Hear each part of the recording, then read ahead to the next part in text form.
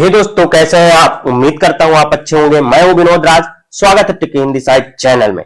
दोस्तों, आज हम कक्षा 12 हिंदी आरोह भाग 2 के दूसरा पाठ यानी कि गद्य खंड का दूसरा वैसे 12वां पाठ बाजार दर्शन के जिसके लेखक है जैनेन्द्र कुमार, उसके महत्वपूर्ण तथ्य और जैनेन्द्र कुमार का जीवन परिचय और साथ ही साथ वस्तुनिष्ठ प्रश्न एमसीक्यूज को सॉल्व करने वाले हैं।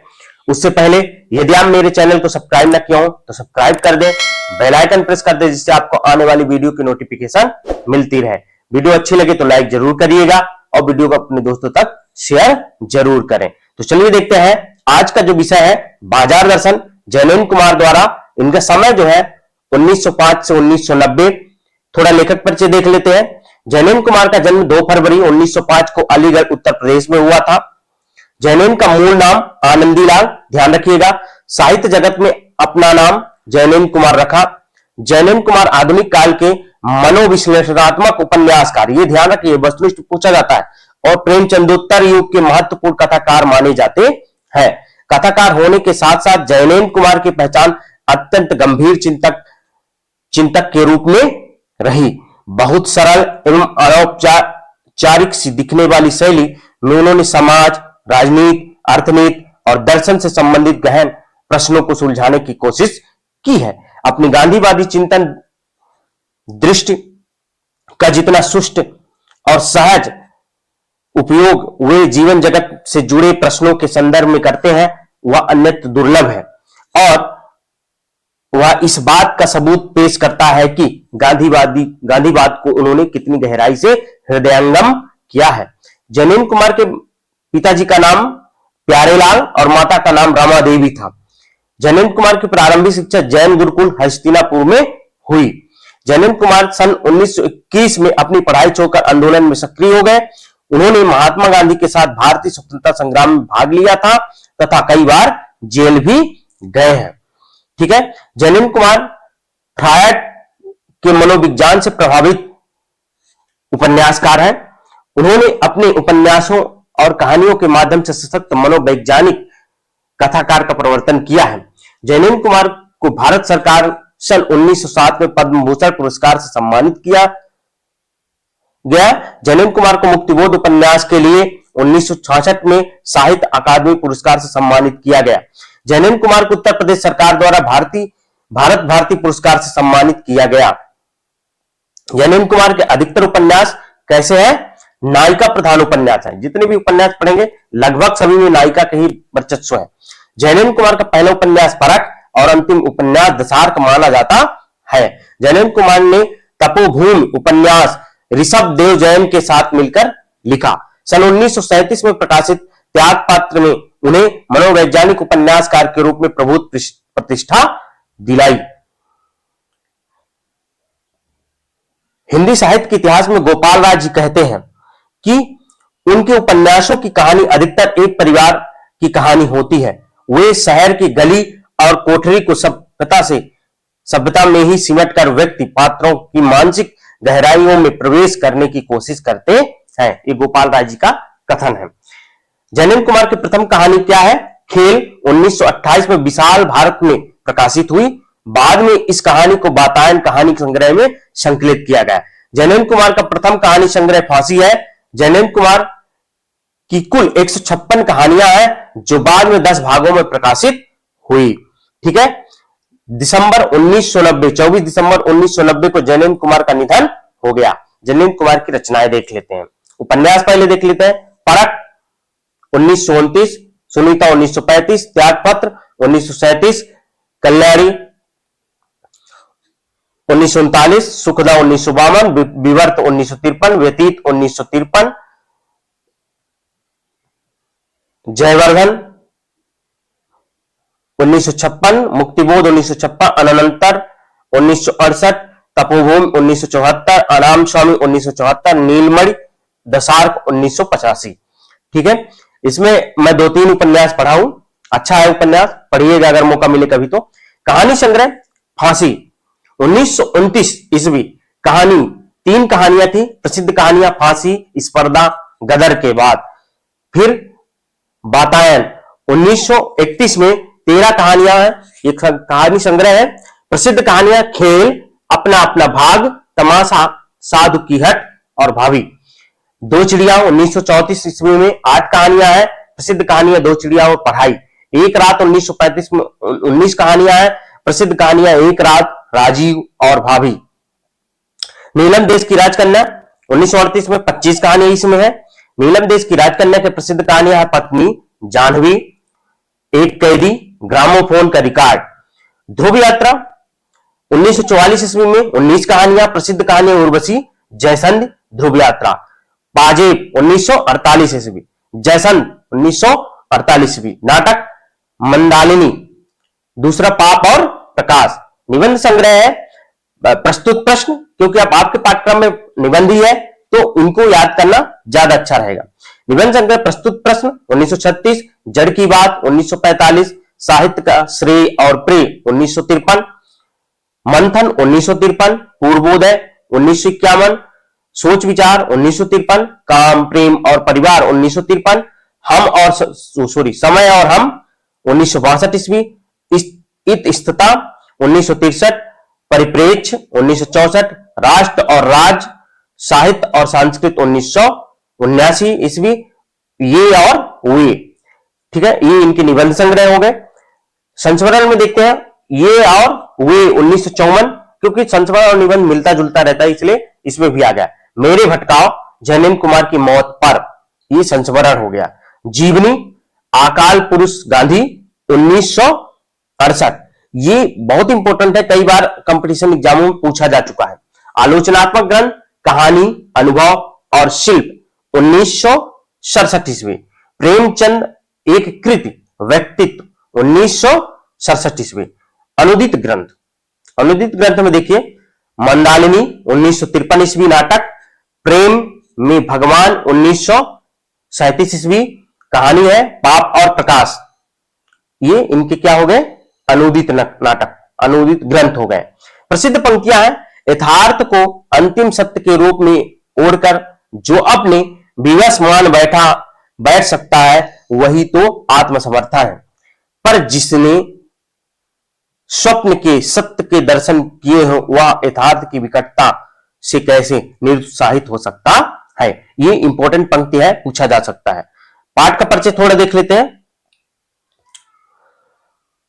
पाठ बाजार दर्शन एक विचारात्मक निबंध है। कैसा निबंध है, विचारात्मक निबंध है। वह उपभोक्तावाद और बाजारवाद की मूल अंतर वस्तु समझाने के लिए बेजोड़ है। लेखक अपने परिचितों मित्रों से जुड़े अनुभव बताते हुए यह स्पष्ट करते हैं कि बाजार की जादुई ताकत कैसे हमें अपना गुलाम बना लेती है। पाठ पढ़ेंगे, बहुत अच्छा है।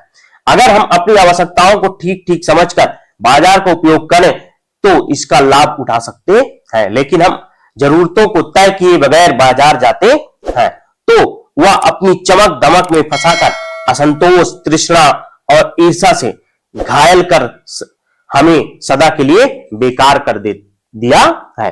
यानी एक प्रश्न बनता है कि बाजार का जादू कहां से चलता है, तो उसका आंखों से चलता है। इस चीज को ध्यान रखिएगा। अगला अंतिम महत्वपूर्ण बिंदु है, बाजार दर्शन एक विचारात्मक निबंध है। इसमें बाजारवाद और उपभोक्तावाद पर विश्लेषण किया गया है। बाजार दर्शन निबंध में उपभोक्तावाद के 4 प्रकार दिए गए हैं। लेखक ने बाजार में खरीदारी को जादू की सवारी कहा है। बाजार में जादू एक जादू है और यह जादू कहां से चलती है, आंखों की राह काम करता है। इंपॉर्टेंट है, ये याद रखिएगा। चूरन बेचने वाले भगत जी संतोषी प्रवृत्ति के दिखाई दिया गया है, संतोषी प्रवृत्ति का उनको दिखाया गया है। वह केवल 6 पैसों का ही चूरन बेचते हैं और शेष बचा हुआ, यहां पर बच्चा लिखा है, बचा हुआ चूरन मुक्त बांट देते हैं। लेखक ने बाजारवाद बढ़ाने वाले अर्थशास्त्र को अनीति शास्त्र कहा है। ये महत्वपूर्ण बिंदु हो गए। अब हम देखेंगे महत्वपूर्ण वस्तुनिष्ठ प्रश्न। पहला प्रश्न है, प्रस्तुत गद्य पाठ बाजार दर्शन पाठ की विधा है। तो क्या है, ऑप्शन देखिए, संस्मरण, रिपोर्टाज, निबंध, यात्रा साहित्य। तो क्या होगा, निबंध। ठीक है। अगला है, बाजार दर्शन पाठ में लेखक ने कौन सी शैली अपनाई है। तो विचारात्मक शैली, व्यंग्य शैली, आत्मकथात्मक शैली और उपयुक्त सभी। तो उत्तर क्या हो जाएगा? उपयुक्त। तीनों का इन्होंने प्रयोग किया है। अगला है, यह जो साथ थी, लेखक के मित्र ने इस कथन में किस ओर संकेत किया? मनी, पत्नी, गाड़ी, पावर शक्ति। तो किसको किया था? पत्नी की ओर। ठीक है। अगला है, उस महिमा का मैं कायल हूं, यह किसकी महिमा के बारे में कहा गया है? ऑप्शन है, पैसे की महिमा, खरीदने की महिमा, बाजार की महिमा, पत्नी की महिमा। तो किसकी महिमा का कायल है? पत्नी की महिमा का।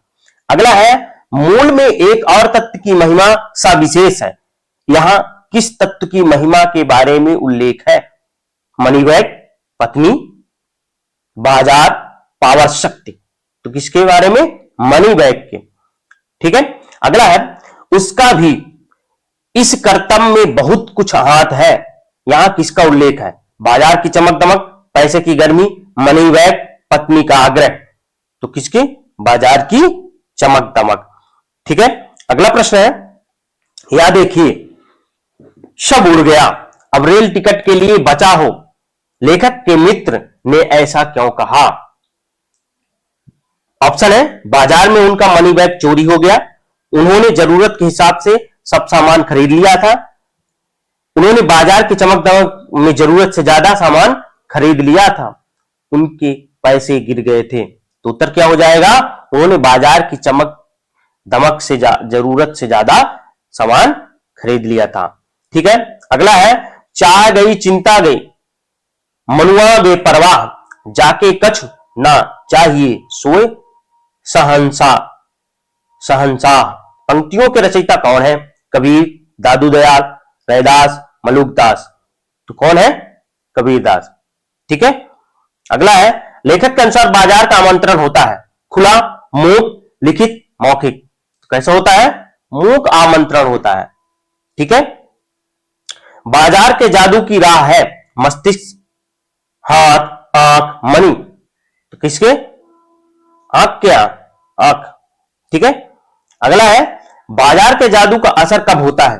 जब, ये बहुत इंपॉर्टेंट प्रश्न है, इसको कई बार पूछा गया है, आईएमपी लगा लीजिएगा। ठीक है। जब जेब खाली हो और मन भरा हो, जब मन और जेब दोनों भरा हो, जब जेब भारी हो और मन बंद हो, जब जेब भारी हो और मन खाली हो। तो इसका उत्तर क्या होगा? जब जेब भारी हो और मन खाली हो। दोनों होना चाहिए, पैसा भी होना चाहिए और मन भी खाली होना चाहिए। मन भरा है तो नहीं खरीद पाएंगे, अगर मन खाली है और पैसा है तो आप खरीद लेंगे। ठीक है। अगला है, बाजार को जादू की जकड़ से बचने का उपाय है। जब बाजार जाओ मन भरा हो, जब बाजार जाओ तो मन खाली हो, जब बाजार जाओ तो जेब भारी हो, जब बाजार जाओ तो जेब खाली हो। तो होना क्या चाहिए? जब बाजार जाओ मन भरा हो, तब आपका जादू की जकड़ से बच सकते हैं। आगे देखिए, जब तू में जाना हो तो पानी पीकर जाना चाहिए। सॉरी, यहां पर तू नहीं, लू में। जब लू में जाना हो तो पानी पीकर जाना चाहिए, पानी भीतर हो, लू का शूपन व्यर्थ हो जाता है। रेखांकित पद का प्रतीकार्थ है जेब की गर्मी, सामान की गर्मी, बाजार की चमक दमक, मनी का असर। तो उत्तर क्या हो जाएगा? बाजार की चमक दमक के बारे में ये कहा गया है। अगला है, बाजार की असली कितार्थता है आवश्यकता के समय काम आना, अनावश्यक खरीदारी करना, आवश्यक होने पर ही खरीदारी ना करना, पूरे मनी बैग से खरीदारी करना। तो उत्तर क्या हो जाएगा? बाजार की असली कितार्थता है आवश्यकता के समय काम आना। सार्थकता भी पूछता है, इसी को बदल देगा, बाजार की असली सार्थकता है तो क्या होगा? आवश्यकता के समय काम आना। अगला है, तप की राह रेगिस्तान को जाती होगी, मोक्ष की राह वह नहीं है। कथन के रचनाकार हैं प्रेमचंद, जैनेन्द्र कुमार, धर्मवीर भारती, रघुवीर साहब। तो कौन है? जैनेन्द्र कुमार। ठीक है। भगत जी हर दिन कितने रुपए का चूरन बेचते थे? 4 पैसों का, 5 पैसों का, 6 आने का, 7 आने का। तो किसका? 6 आने का। ठीक है। अगला है, लेखक के अनुसार बाजार के जादू से बचने के लिए मन में होना चाहिए आवश्यक खरीदारी की चाह, लक्ष्य, पैसे खर्च करने की इच्छा, वस्तुओं के सौंदर्य की प्रशंसा। तो उत्तर क्या होना चाहिए? लक्ष्य। ठीक है, वह पत्नी की महिमा, सॉरी, यह पत्नी की महिमा है, उस महिमा का मैं कायल हूं, यह कथन किसने कहे? मित्र ने, लेखक ने, भगत जी ने और दुकानदार ने। किसने कहा था? मित्र ने कहा था। शुरू ही लाइन में है, पहली पंक्ति दूसरी पंक्ति में, तारा में मुझे शगों के प्रति कृतज्ञ कर सकती है। यहां रिक्त स्थान की पूर्ति उपयुक्त विकल्प है। तो बाजार की व्यंग्य शक्ति, वस्तुओं का आकर्षण, बाजार का जादू, पैसे की व्यंग्य शक्ति। तो क्या हो जाएगा? पैसे की व्यंग्य शक्ति। ठीक है, लोग बाजार का बाजारूपन कैसे बढ़ाते हैं? आवश्यकता के अनुसार खरीदारी करके, जरूरत के समय से खरीदारी करके, बिल्कुल भी खरीदारी ना करके, अनावश्यक खरीदारी करके। तो उत्तर क्या हो जाएगा? बाजारूपन को बढ़ाने के लिए अनावश्यक खरीदारी करके। लेखक ने बाजार का पोषण करने वाले शास्त्र को क्या कहा? धर्मशास्त्र, सॉरी ये बाजार होगा यहां पे, बाजार का पोषण करने वाले शास्त्र को कहा है। क्या कहा है? धर्मशास्त्र, धनशास्त्र, अनीति शास्त्र, नीति शास्त्र। तो उत्तर क्या हो जाएगा? अनीति शास्त्र। ठीक है, अगला है, मैं कोई राजा नहीं हूं जो न्याय की कीमत वसूल सके, मैंने तो अटका काम निकाल दिया। पंक्तियां किस कहानी से ली गई है? हार की जीत सुदर्शन द्वारा रचित, दुविधा विजयदान दे से, बड़े घर की बेटी प्रेमचंद, एतम्बम अमृतलाल से। तो इसका उत्तर क्या हो जाएगा? हार की जीत। ठीक है, एक मिनट, इसका उत्तर थोड़ा मैं देख लूं, कंफर्म। सॉरी, इसका उत्तर होगा दुविधा। क्या होगा? दुविधा से। ठीक है, अगला है, बाजार दर्शन निबंध। ये बहुत मिसप्रिंट है यार। बाजार दर्शन निबंध में कितने प्रकार के ग्राहकों का वर्णन है? 2 प्रकार, 3 प्रकार, 4 प्रकार, 5 प्रकार। तो किस प्रकार के? 4 प्रकार के। ठीक है, अगला है, बाजार दर्शन पाठ में आए चरित्र भगत जी की प्रमुख विशेषता है लोभी, संतोषी भाव, बेपरवाह, जड़मन। तो उत्तर क्या हो जाएगा? संतोषी भाव। ठीक है, अगला है, बाजार में बढ़ते कपट को जैनेन्द्र ने किस रूप में परिभाषित किया है? बढ़ती महंगाई, सद्भाव की कमी, वस्तुओं की कमी, ग्राहकों की संयमपूर्ण खरीदारी। तो उत्तर क्या हो जाएगा? इसका उत्तर हो जाएगा सद्भाव की कमी। अगला है, पैसे उसके आगे हाथ जोड़कर भीख मांगता है कि मुझे लो, लेकिन उसके मन में पैसे की दया नहीं समाती। यह निर्मम व्यक्ति पैसे को अपने आहत गर्भ में बिलखता ही छोड़ देता है। भगत जी के माध्यम से लेखक ने उक्त पंक्तियां किनके लिए कही है? जिनका मन स्थिर और अडिग होता है, जिनका मन बाजार के चक्कर से प्रभावित है, जिनका मन बंद है, जो अनावश्यक खरीदारी करते हैं। तो इसका उत्तर क्या हो जाएगा? जिनका मन स्थिर और अडिग है। चूरन बेचने वाले भगत जी को कितने वर्षों से जानता है? लेखक कितने वर्षों से जानता है? 5 वर्षों से, 10 वर्षों से, 7 वर्षों से, 20 वर्षों से। उत्तर क्या हो जाएगा? 10 वर्षों से जानता है। ठीक है, अगला हो जाएगा, जैनेन्द्र कुमार के अनुसार बाजार की वह ताकत जो हमें गुलाम बना सकती है। बाजार की जादुई ताकत, निर्धनता में लाचार की ताकत, पैसों की ताकत, वस्तुओं की उपलब्धता की ताकत। उत्तर क्या हो जाएगा? बाजार की जादुई ताकत। तो इसका उत्तर क्या हो जाएगा?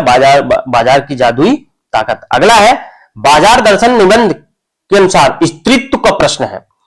ये टाइपर मेरा बड़ा गड़बड़ टाइप किया है।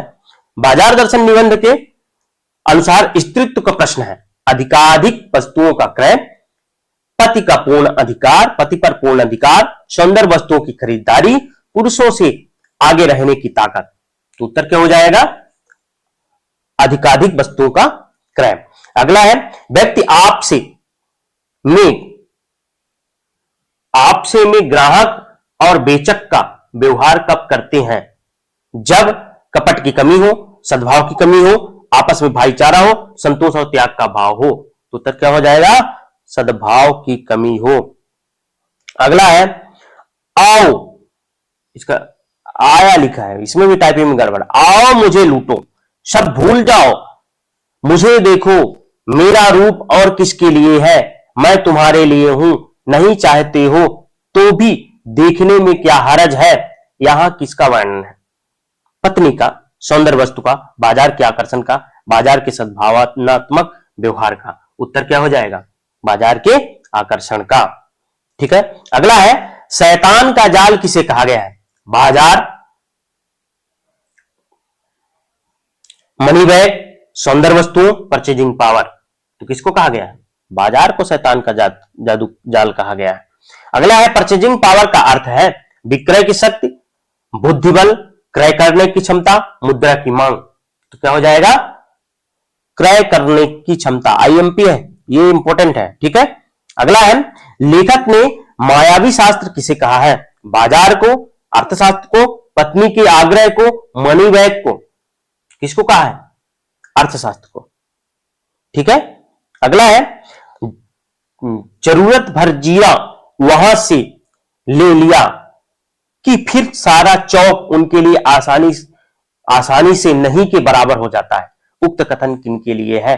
भगत जी, लेखक के लिए, मित्र के लिए, पत्नी के लिए। तो किसके लिए?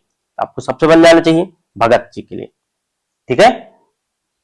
अगला है जैनेन्द्र कुमार का जन्म हुआ था, कब हुआ था? 1904, 1905, 1902, 1903। उत्तर क्या हो जाएगा? 1905 ईस्वी। अगला है जैनेन्द्र कुमार का मूल नाम क्या था? आनंदी लाल, गौसाई दत्त, बनवारी लाल, प्यारे लाल। तो प्यारे लाल तो उनके पिताजी का नाम था, ये आनंदी लाल होगा। ठीक है। जैनेन्द्र कुमार साहित्य जगत में प्रतिष्ठित है। ऐतिहासिक उपन्यासकार के रूप में, मनोविश्लेषणात्मक उपन्यासकार के रूप में, तिलिस्म उपन्यास के रूप में, जासूसी उपन्यास के रूप में। ठीक है ना। तो जासूसी और तिलिस्म तो होगा नहीं, ऐतिहासिक भी नहीं होगा, तो ये हो जाएगा मनोविश्लेषणात्मक उपन्यास। ठीक है। जैनेन्द्र कुमार को पद्म भूषण पुरस्कार कब दिया गया? 1968 ईस्वी, 1969 ईस्वी, 1970 ईस्वी, 1971 ईस्वी। तो कब दिया गया है? 1970 ईस्वी में। ठीक है। अगला है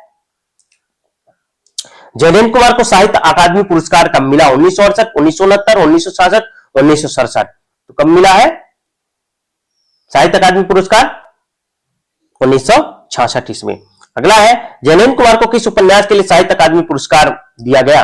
मुक्तिबोध, तपोभूमि, परख, त्यागपत्र। तो किसके लिए दिया गया है? मुक्तिबोध के लिए। ठीक है। कौन सा उपन्यास जैनेन्द्र कुमार ने ऋषभ देव जैन के साथ मिलकर लिखा? मुक्तिबोध, तपोभूमि, परख, त्यागपत्र। तो कौन सा लिखा है? तपोभूमि। ठीक है। अगला है जैनेन्द्र कुमार का पहला उपन्यास है, ये तो बन जाना चाहिए, मुक्तिबोध, तपोभूमि, परख, त्यागपत्र। तो कौन सा है?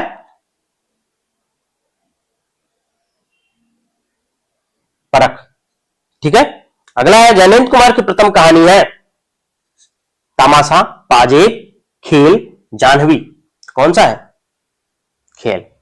तो दोस्तों ये रहा जैनेन्द्र कुमार बाजार दर्शन नामक पाठ से महत्वपूर्ण प्रश्न और महत्वपूर्ण तथ्य। उम्मीद करता हूं ये वीडियो आपको अच्छी लगी होगी। यदि वीडियो अच्छी लगी तो लाइक जरूर करिएगा, लाइक करने में आपको कुछ नहीं जाता, और वीडियो को अपने दोस्तों तक शेयर जरूर करें। तो चलिए मिलते हैं नेक्स्ट वीडियो में। हाँ, उससे पहले यदि आप इसी तरह की वीडियो देखना चाहते हो, मेरे चैनल को सब्सक्राइब न किया तो सब्सक्राइब कर दे, बेल आइकन प्रेस कर दे, जिससे आपको आने वाली वीडियो की नोटिफिकेशन मिलती रहे। मिलते हैं नेक्स्ट वीडियो में, तब तक अपना ख्याल रखें। धन्यवाद।